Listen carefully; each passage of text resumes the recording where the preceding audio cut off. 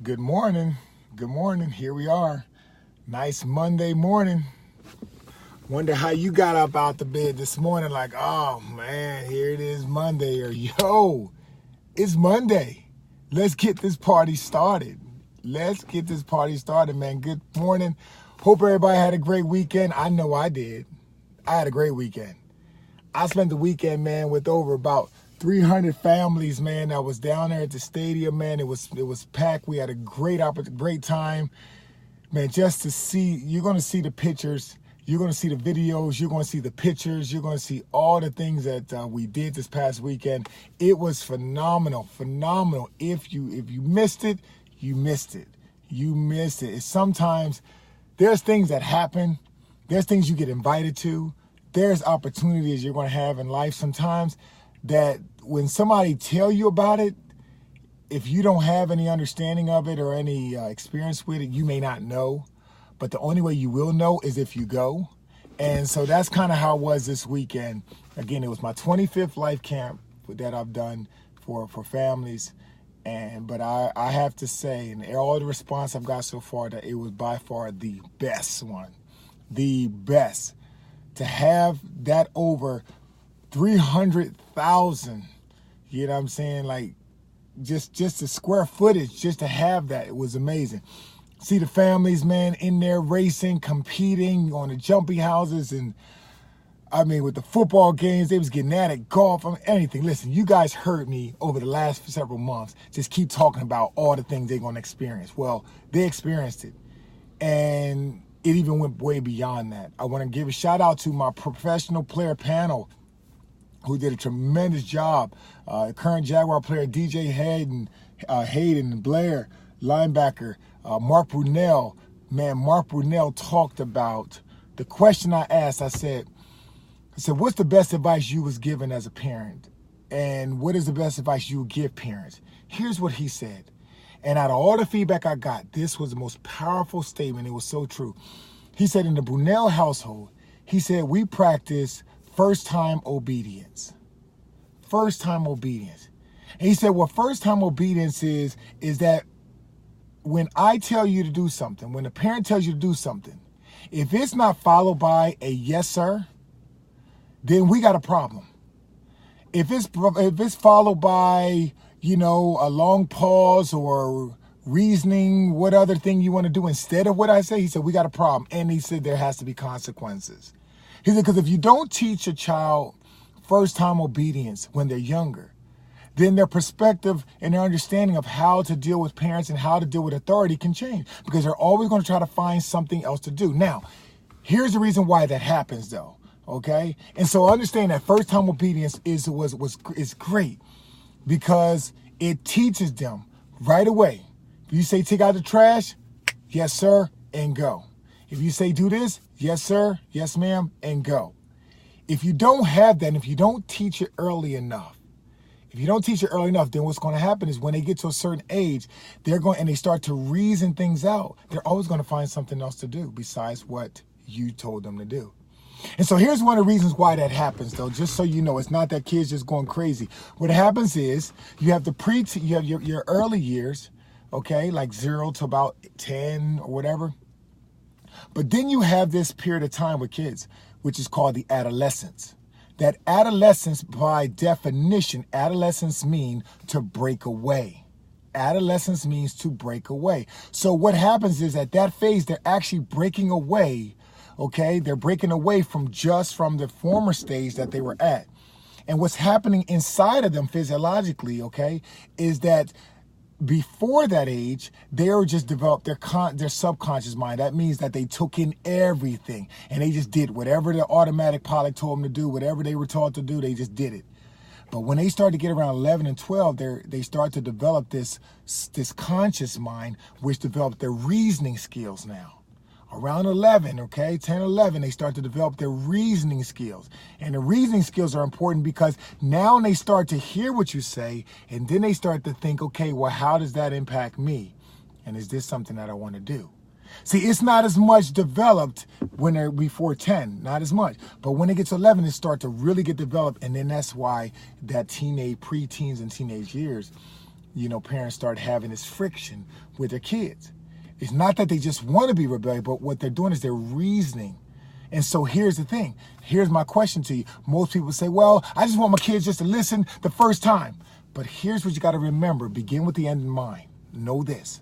If I was to ask you, would you want to develop a child who is an independent thinker when they get older, a person who who don't just take in every single thing that's being told to them, don't just turn on the news and believe everything that they see, don't just turn on the radio and hear everything they hear, just don't read stuff and everything that they read, they just take it in. Would you want to develop a child who actually sees that, but then actually interprets, how does this impact me? What do I truly believe?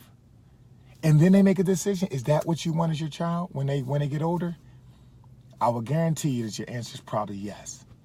You want to develop a child who is an independent thinker. You want to develop a child who understands that, you don't have to follow the crowd. You can do what you know is based off of how you feel, based off of your core values. And sometimes things may not line up with them.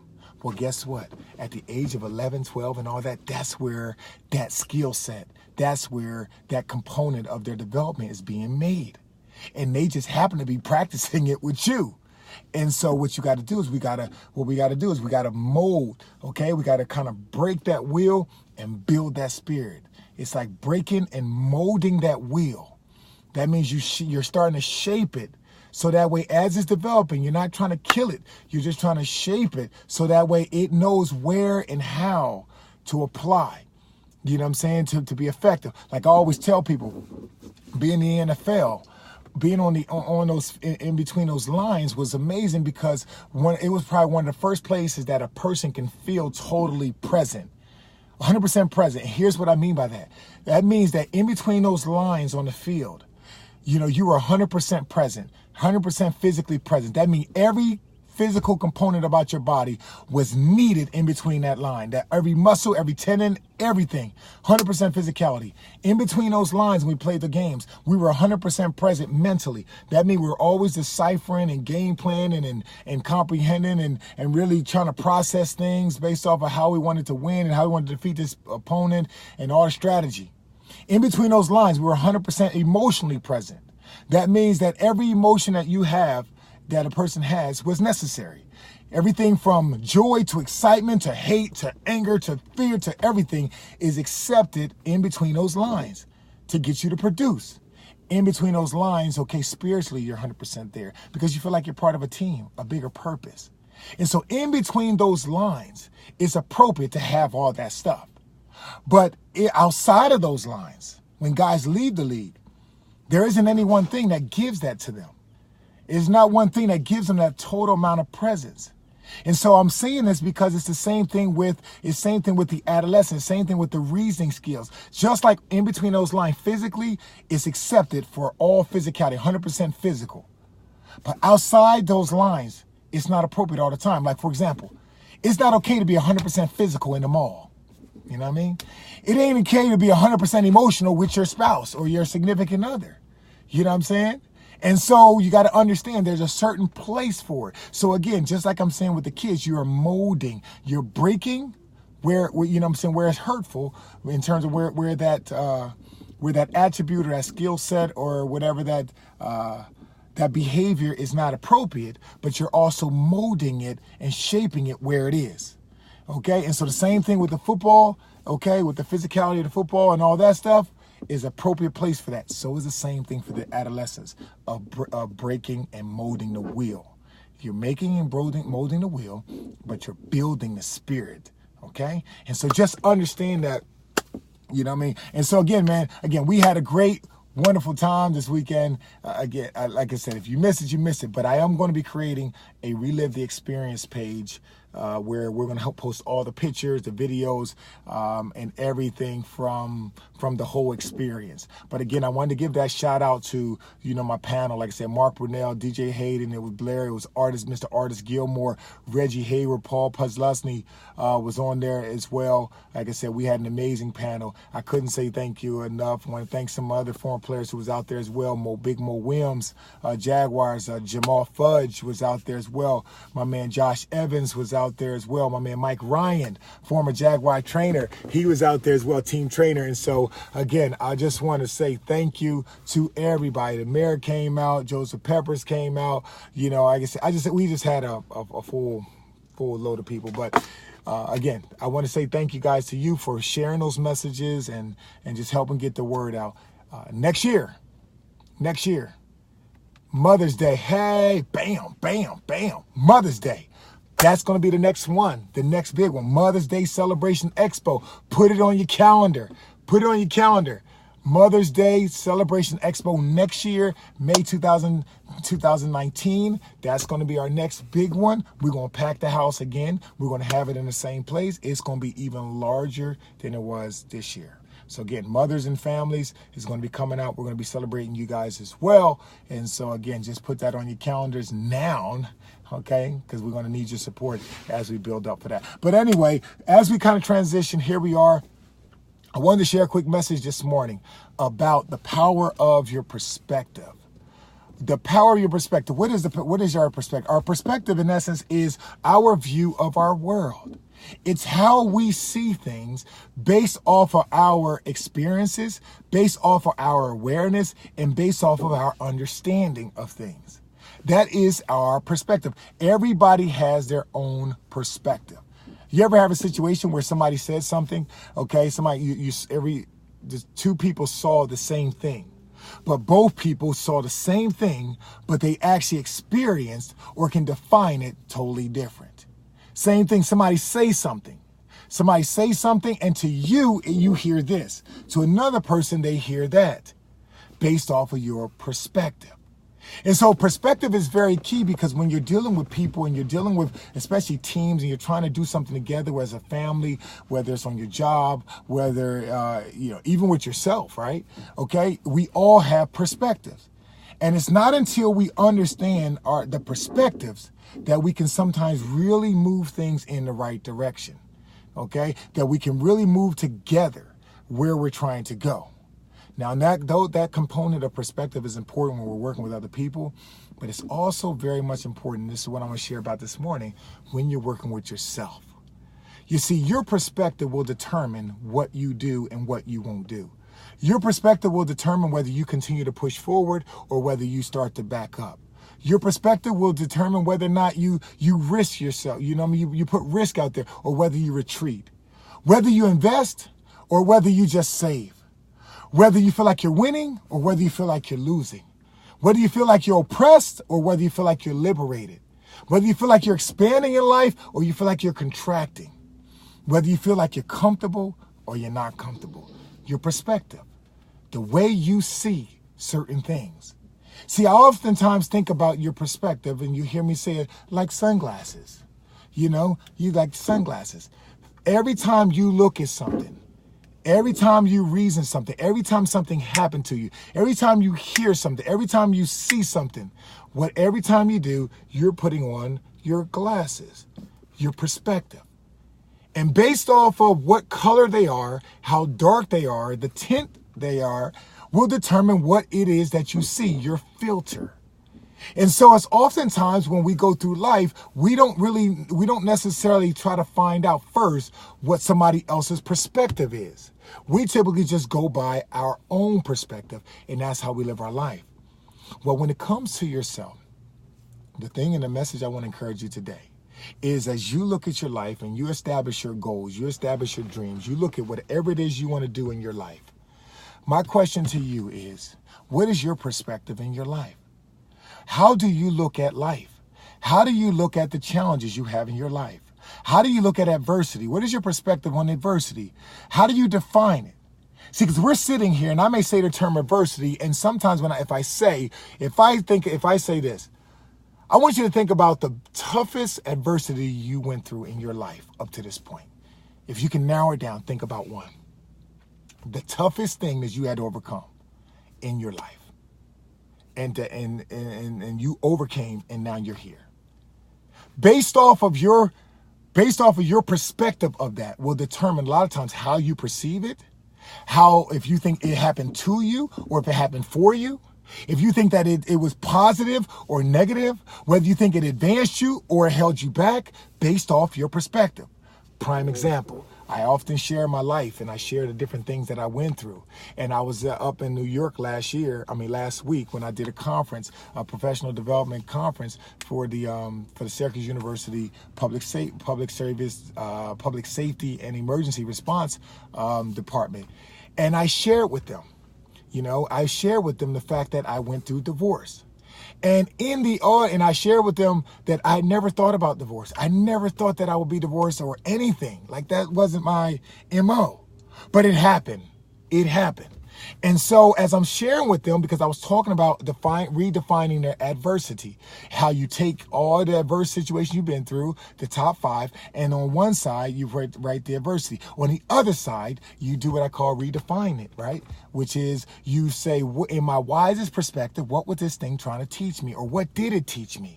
Your perspective, right? And so in there, I'm sharing with them about my divorce. And I'm sharing with them a little bit about how I didn't plan. That's not what I thought, but I had to go through it. But then I shared with them that it wasn't until a couple years later, okay? It wasn't until several years later that I realized that, the impact and the power of that divorce situation, whereas where I felt like I grew. How I grew, where I gave myself permission to grow, how I advanced in some areas. I told him, I said, I truly believe that I may not be standing here before you right now if I did not go through that. If I did not go through that, I would not have really developed myself as a speaker and just in some of the things that I'm doing. Why? Because through that divorce, it gave me time by myself. It gave me time to really look into my purpose and really not focus on just being the husband or not just being the father right there 24/7, but really focus on, okay, Donovan, who are you? What are you here to do? What is the impact you're going to make? And then I got a chance to really drive hard into developing those things. What's so funny about that conference last week? We're talking about 360 perspective. My ex-wife, alumnus, was from Syracuse, which means her mom and dad is from Syracuse. At that conference, at that workshop, guess who I invited out and sat right there in the audience and sat right there at the table with the head of the organization? Her dad, my father-in-law, Mr. Charles Anderson. And as I'm sharing this story with everybody, he's hearing me talk about my growth and my development and how I was able to understand the power of the perspective. Understand I was able to redefine my adversity. And so here I am looking at this situation like, that could have been a very, very tough situation that I went through. But as you look at it from the power based off your perspective, see, it wasn't happening to me. It was happening for me and because of me. And I was able to grow from it to the point that I was able to go through it, out of it, and on to the next level. And now I don't have any harbor feelings. I was able to tell everybody about the love that, I have for my children and, and how me and my ex-wife and, we're all cool and everything is cool. Everything. Why? Because I was able to use a perspective and grow through it. Same thing for you. I don't know what your situation is or was or what not. But again, when you understand your perspective, what is your perspective on it? Because that's going to determine what it is that you do. You see, I want to give you two things real quick, that two quick little nuggets about to ask yourself when you're looking at your life and you're looking at different things in terms of trying to determine what is the perspective I want to take on this. And I shared one of it before, and it comes down to this. When you look at your life, the ability for you to say, the difference between the ability for you to say these two things. Number one, what I have to do versus what I get to do. What I have to do versus what I get to do. There's a physiological thing that happens when you tell yourself, I have to do this. Versus when you tell yourself, man, I get to do this. You see, just in me saying it alone, you'll see there's a different demeanor. Man, I have to do this. I have to eat right. I have to go to work. I have to take care of these kids. I got to do this. I got to come home after work. I got to work out. I have to do these things. See, when I say when I determine something that I have to do it, there's a negative connotation that comes with it. There's an anchor, there's a resistance, there's a pulling, there's a burden that comes when I think I have to do it. Because it insinuates that that's not what you want to do. But when you get a chance to change your perspective, to say, not that I have to do this, but I get to do this, then it causes you to look at that situation and see what are the bright things in that situation. What are the things that you're able to do that somebody else may not be able to get to do? What are the benefits that you get a chance to experience that you may not got a chance to experience? What are the hidden gems in that situation that you may have just been overlooking because of your perspective? And so I remember I was thinking, when I used to play in the NFL all the time, remember? So I had, if I looked at it, man, I have to work out. It's 95 degrees. I have to pull this sled. I have to go to work. I have to go to training camp. I have to go out here and have a car crash every day. I have to run into these cats. I have to put my body on the line. I have to do this. I have to do that. Imagine if I walked through my career, 10 years, and I kept thinking about I have to do it versus what I thought about when I was playing and practicing was not what I have to, but what I get to do. Wait a minute. Same situation, same person, same circumstances, but watch this. Not that I have to do it. I get to live a dream. I get to do something that less than 1% of the people in the world get to do. I get a chance to be on live television in front of millions of people and show forth my gifts and my talent. I get a chance to go down in the history books for doing something, and leaving a legacy for my children that they can be proud of. I get a chance to basically meet friends and develop relationships with guys, man, from all over the country, the best of the best. I get a chance to use this platform that I have as the NFL to impact people in my community. And just because of how good I was on the football field, it may open up some doors, and I get a chance to use that platform and help other people and help change some lives. I get a chance to do that. I get a chance to work for the NFL even when I'm done. I get a chance to be the vice president of the union. I get a chance to be, I get a chance to have my name on the jersey. I get a chance to have little cards, that people trade out. I get a chance for somebody to type in Google my name and things come up and be like, whoa, he did that. I get a chance to have a past that I can be proud of. Because of something that I did. I get a chance to see something that was very challenging and tough. And I get a chance to see a guy who made up his mind that no matter how tough it was, he was going to keep going. I get a chance to do that. Think about that. So in that situation right there, in which situation I have to do this or I get to do this, do you think fills me up? Do you think gives me the encouragement to move forward? Do you think gives me the momentum to see it from a right perspective, to see that it ain't happening to me, it's happening for me and because of me? I say the same thing to you. What areas of your life do you have to now transition and go from what you have to do to what you get to do? From what you have to do to what you get to do?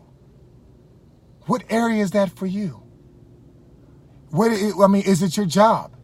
Is it your health?